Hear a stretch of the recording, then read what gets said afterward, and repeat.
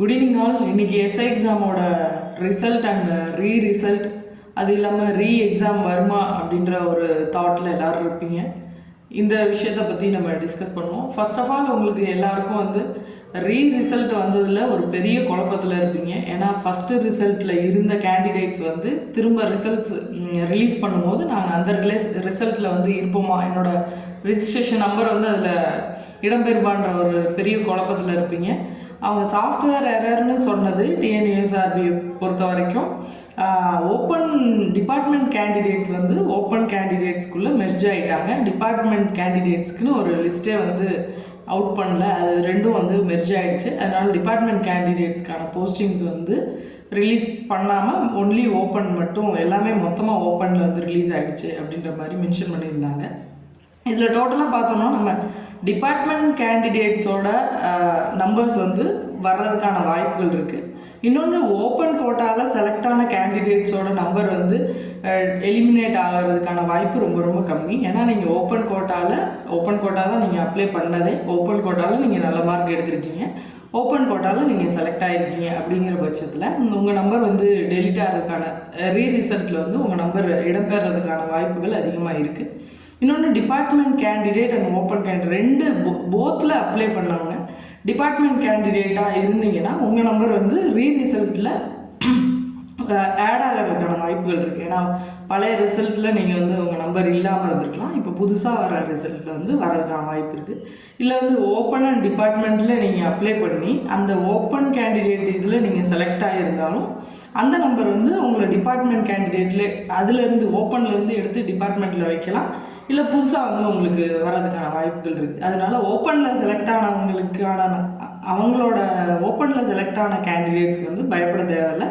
அவங்களோட ரிசல்ட் வந்து பியூர்லி அது ஒரு சைடு வந்து இருக்கும். அவங்க ரிசல்ட்லேயும் அவங்க நம்பர் வர்றதுக்கான வாய்ப்பு அதிகமாக இருக்குது. இன்னொரு குழப்பம் பார்த்தீங்கன்னா, நான் இப்போ வந்து ஒரு 2 days முன்னாடி வந்து இந்த மாதிரி கேஸ் போட்டிருக்காங்க. இந்த மாதிரி 10 கொஷின் வந்து தமிழ்லேருந்து வர வேண்டிய 10 கொஷின் வந்து மெயின் எக்ஸாமில் வந்து வரல, அதனால நாங்கள் வந்து எக்ஸாம் வந்து திரும்ப நடத்தணும் அப்படின்னு வந்து கேஸ் போட்டிருக்கிறதா வந்து சொல்லியிருக்காங்க.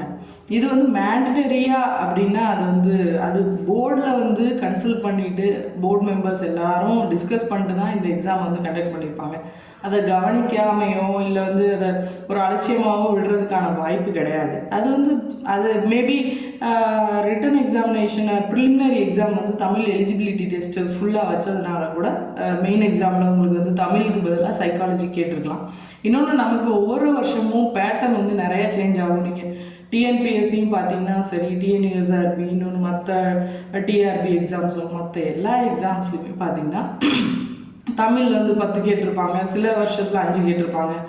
சயின்ஸ் வந்து 15, சில எக்ஸாம்பிள் 15-20 கொஷின்ஸ் சயின்ஸ் கேட்டிருப்பாங்க. சில சமயத்தில் 5 கொஷின் தான் சயின்ஸ் வந்து வந்திருக்கும். இந்த மாதிரி சேஞ்சஸ் வந்து இருக்கும். அவங்க வந்து சிலபஸில் வந்து நாங்கள் கட்டாயமாக தமிழ் 10 கேட்போம், சயின்ஸ் வந்து 10 கேட்போம், மேக்ஸ் வந்து 10 கேட்போம், அப்படி வந்து ஸ்பிளிட் பண்ணி கொடுக்கல. இதில் 1 or 2 கொஷின்ஸ் வந்து சேஞ்ச் ஆகும். நம்ம எக்ஸ்பெக்டேஷன்ஸ் இப்போ 10 டாபிக் இருக்குன்னா 10 டாப்பிக்கில் நமக்கு இத்தனை கொஷின்ஸ் வரும். அப்போ நம்ம அதுக்கு தகுந்த மாதிரி ப்ரிப்பேர் ஆகணும் அப்படின்றது தான் கேண்டிடேட்ஸோட ஸ்டடி பிளானாக இருக்குது. இப்போ இதில் சேஞ்சஸ் நடந்த ஒரே ஒரு காரணத்துக்காக இந்த எக்ஸாமே வந்து கேன்சல் பண்ணணும் அப்படிங்கிறது வந்து நடக்கிறதுக்கான வாய்ப்பு ரொம்ப ரொம்ப கம்மி. அதனால் நீங்கள் இந்த எக்ஸாமே கேன்சல் ஆகிடணும், நம்ம இவ்வளோ வருஷம் கஷ்டப்பட்டு படித்தோம், நமக்கு பழைய ரிசல்ட்டில் நம்ம நம்பர் வந்துருந்துச்சு, இப்போ கேன்சல் பண்ணிட்டாங்கன்னா நம்ம திரும்பவும் படிக்க முடியுமா, கிடைக்குமா, நமக்கு கிடைக்காதுன்னு குழப்பத்தை விடுங்க. கண்டிப்பாக அவங்களுக்கு வந்து ரிசல்ட் வரும். அவங்க டிஎன்யூஎஸ்ஆர்பி அஃபிஷியல் வெப்சைட்லேயே ரிசல்ட் வந்து நாங்கள் திரும்ப ரொம்ப சீக்கிரமே நாங்கள் வந்து அனௌன்ஸ் பண்ணுவோம் அப்படின்றது மட்டும்தான் அவங்க அஃபிஷியல் நோட்டீஸாக இருக்குது. அதனால் வந்து நாங்கள் எக்ஸாம் கண்டக்ட் பண்ணுவோம் இல்லை வேறு எந்த நோட்டீஸும் அவங்க அனௌன்ஸ் பண்ணல. அதனால் அஃபிஷியலாக எந்த விஷயமும் வராத வரைக்கும் நீங்கள் தைரியமாக இருங்க. உங்கள் ஸ்டடீஸ்லேயும் நீங்கள் அப்கமிங் டேஸில் வர டெஸ்ட்டு மற்ற எக்ஸாம்ஸ்க்கு வந்து ஃபோக்கஸ் பண்ணுங்கள். இது எக்ஸாம் நடக்குமா, ரிசல்ட் வந்து எப்படி ஆகும் அப்படின்றத பற்றி அந்த குழப்பத்திலேயே இருக்காதீங்க. எல்லாம் நல்லதாகவே நடக்கும், நம்புங்க. All the best. தேங்க்யூ.